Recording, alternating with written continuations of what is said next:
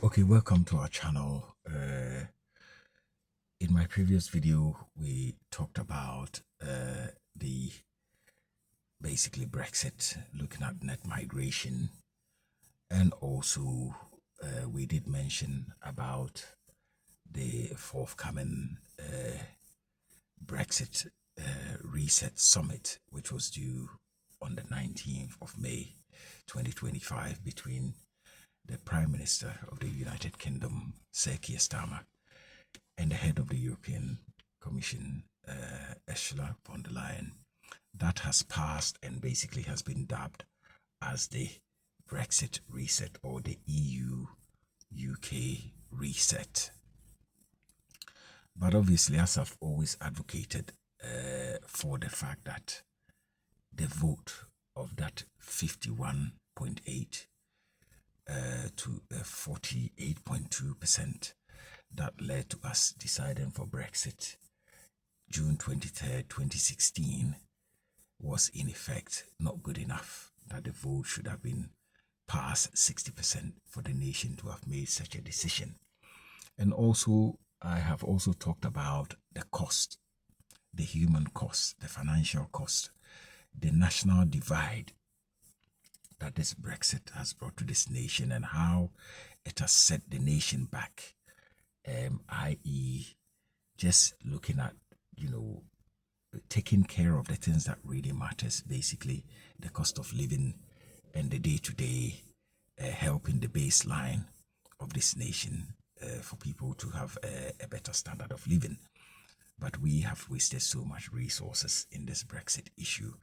But as I said earlier, if we have ended up in a rut, we shouldn't stay in that rut. So it is rightful that the British Premier is making that effort to reconnect with its European Union neighbors, to improve relations, to also help business and so many other issues, i.e.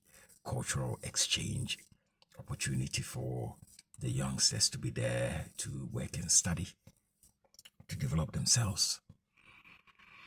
But as I always say, this is a channel that basically allows alternative opinion, for people to speak up their minds. So if you think you disagree with some of the comments that are being made here, and also you're probably a strong Brexiteer and are not happy with the things that the Prime Minister is doing, you can say it.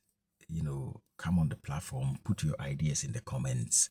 It's a learning platform for all of us to take opinions from different directions. So come in, let us know your criticism, let us know the reason why you think that we should still be bent on this Brexit agenda. And so today, for example, I had an opportunity to meet some Europeans that were basically discussing this Brexit reset. They seem rather excited about the fact that the British Premier and the head of the European Commission, Ursula von der Leyen, were basically talking about this reset. They were excited about it, but they didn't have an idea of what the details of this reset was. And so this video is basically to look at exactly that, to say what is that reset and what does it mean to you and I. And so the first one that we look at is the export, basically food and drinks export into mainland Europe. So with Brexit kicking off in January 2021, red tapes also kicked in, blocking EU exporters exporting food and drinks into mainland Europe. There was also the issue about us not meeting the European Food Standards Agencies, their requirements. That means that one could say maybe what we were exporting to them may have been deemed inferior to maybe their standards. And so there was that issue, especially things like raw sausages and raw burgers that were exported into mainland Europe were actually banned. And so this reset is to look at the FSA, which is the Food Safety Agreement. So this is a bilateral agreement between mainland Europe and the United Kingdom to basically ensure that if we are to export food and drinks, that there is a standard that the Europeans are happy with in order for this to work. Obviously, Brexiteers will be unhappy with the work of the Prime Minister, and obviously the Remainers. I stand more at a neutral point, but I'm just looking at who is making sense, and I think that the Prime Minister is really doing the right thing. But obviously, Brexiteers may disagree. Why do I think the Prime Minister is making sense? The reason is the food and basically drinks export into mainland Europe as of 2023 made 14 billion pounds. The total was 14 billion pounds, which actually makes up to be 57% of the entire basically sales transactions between the EU and the United Kingdom. So this is a very significant amount, and so it is important that the Prime Minister make decisions that will help businesses that are exporting into mainland Europe to make that effort to remove those red tapes, obviously, and to improve relations, to allow access, So in this reset, we are going to see in the near future maybe some of these red tapes completely removed or made a lot easier for obviously UK exporters to export their produce into mainland Europe. We also know one of the significant factors of why the Prime Minister is also pushing is that as of between 2019 and 2024, the drop in exports in food and drinks into mainland Europe from the UK was 34%. This is a huge figure, and therefore it makes sense for the Prime Minister to be engaged with the European Commission boss to ensure that something is done about this area. But as a Brexiteer, you may disagree. Let us know what your opinion is, why you disagree, and if you have any better idea of how this can help. But they also talk about winners and losers in all this. So, people that are exporting into mainland Europe or businesses are deemed to be winners. But for my video, these things are not important. What is important is how the average person is impacted in this country. How our lives and standards of living can be improved, so that people are getting more value for their life. That is what is really important.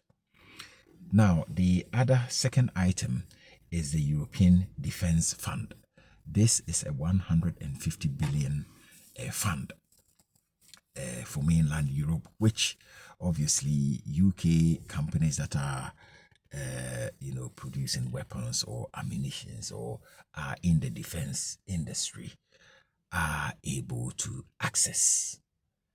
And so this is also one of the aspects why the British Premier wants to engage in this reset with the European Union, because this will then allow UK defense industries or firms to access this 150 billion euro fund. But that doesn't come for free. So one could say that this obviously British firms that are involved in defense or weaponry production may be deemed as winners in this endeavor. And then obviously those that are totally objecting, obviously this country's involvement with Europe may be deemed as the losers. But as I said earlier, these things are not important. This does not come for free. So in exchange for British firms basically accessing this fund, they are then also to allow European fishermen to access British fishing waters. So that there is a 12-year deal agreement, which then allows them to access the European um, fisheries, to access British waters for the next 12 years, ending 2038 June. Brexiteers apparently are very unhappy about this. They think that it places UK at a weak negotiation position. Obviously, they wanted this thing to be basically renewed annually. So that is also an issue there. Then the next item is the EU UK or UK EU Youth Mobility Scheme. So this is a scheme for people aged 18 to 30. They gaining access into mainland Europe to either work or study, and also have a diverse cultural experience. This is a great thing we had already when we were members of the EU. But now, this is an important aspect that is being talked about, and there is that sort of mutual benefit between the UK and mainland Europe. So both sides are very happy about this. But at what cost? At what cost is it to the ordinary person? It is known that this type of a scheme will have a time limitation. So these type of visas, I'm not quite sure if they were sort of issued for a maximum of 4 years. And probably at a fee of £1,000. And the people that are intending to access these visas will have to prove that they have £2,300 in their account in order to be able to obviously access this benefit. I mean, the reality is that when you look at pre and post Brexit, before you could just go into mainland Europe for whatever the reason, and so we find that they are doing this now at a cost. So if you don't have adequate finances or financial resources, you may not get that opportunity. So this in itself is discriminatory to people that are not wealthy, or people that are poor may not be able to compete the same as people that are wealthy in obtaining these type of visas. The other thing that obviously I also object to is also it's also an age discriminatory deal, because in as much as we want the youth and to have that access and that mobility in mainland Europe, what about people that are over the age of 30? They may also want to work or have an experience or even study, because there is no limitation in studying. I, for one, in recent times have completed a master's in international human rights law. And I wouldn't say that I was a very young person in doing that. And so this is also age discriminatory. And so that also needs to be looked at, that, okay, if somebody is over the age of 30, do they then also get an access to exploit or explore this visa opportunity? So then there is also the talk about our access to the e-gate, being able to use the e-gate, because obviously at the height of the Brexit, there was the is it the Aeanthis, or it's like accessing, going into mainland Europe, that whereby we had a situation where UK was now classified as a non-European country. Therefore, if UK persons were traveling into mainland Europe, then they had to go and queue up, just like somebody from maybe Guatemala or from Ghana coming into the EU zone. And I mean, for people that are obviously our neighbors, that really shouldn't be happening. I mean, the UK is in Europe and should be treated as such. And so there is also the talk of the access to the e-gate. Apparently, at this point where they are basically doing this reset, we don't know how this thing is going to work, but definitely there is that talk to give British people some dignity back in mainland Europe, because the whole Brexit thing really set this nation behind, and so there is that need to basically correct these things, and rightfully so they should. Then we look at the last item. There are other aspects of this reset that will be discussed in subsequent videos. But, as of today, we will end it here. The European Court of Justice, the ECJ.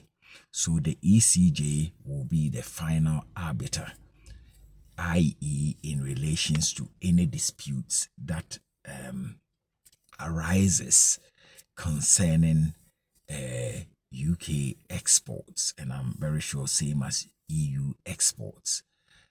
This is import exports into and out of mainland Europe, between Europe and the UK. If there is a dispute, then the ECJ will be the final arbiter. So European Court of Justice gaining some power there.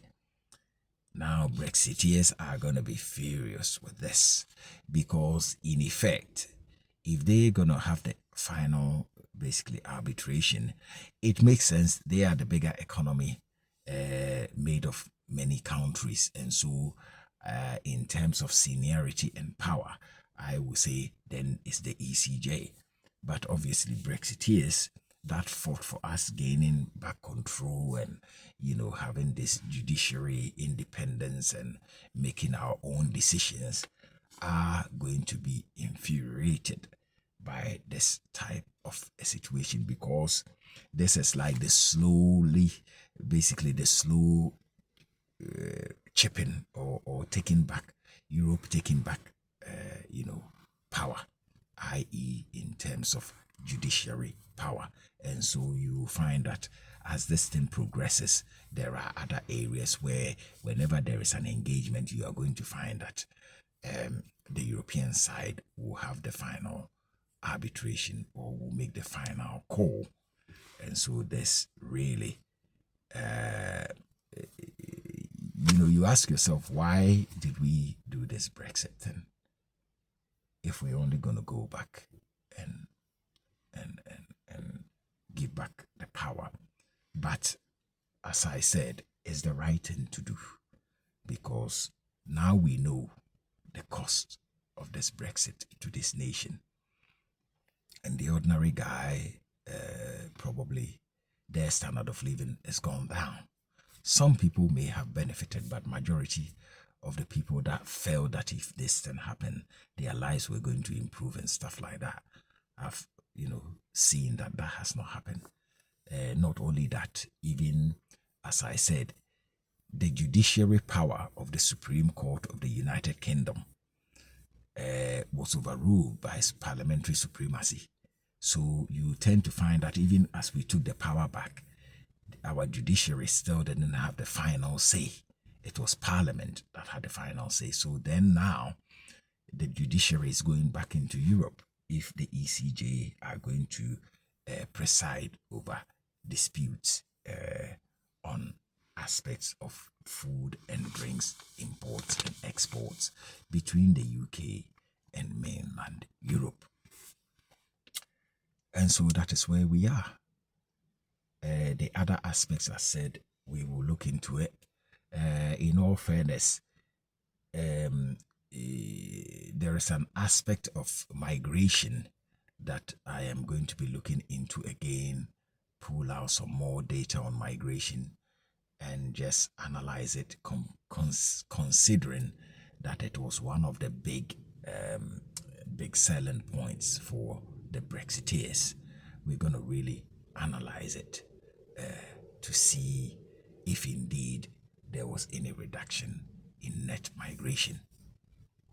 But the Europeans are excited. Obviously, the people that I came across today are excited that it is rightful that relations are improved once again, because the direction that we were going indeed seems that it wasn't the right direction.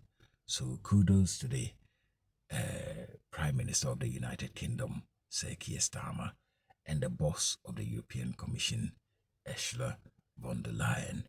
So we are going to obviously see how this reset thing progresses. But indeed, what a waste of time, what a waste of national resources, what a waste of human resources, what a divide in the nation amongst its people, and how much this has cost the ordinary person in their standards of living. And so this is it, of the issues of Brexit and the Brexit reset. So surely, if you have your opinion, I will be very happy to hear from you. Add your comments and contributions, say what you think, and give us a reason. Give us a reason if you think that what the Prime Minister is doing concerning the export of food and drinks into mainland Europe, British businesses' access to the European Defence Fund, the youth mobility scheme, the British fishery or fishing agreement, access to the e-gates, and also the European Court of Justice being the final arbiter in relations to food and drinks exports into mainland disputes, arbitrating on disputes.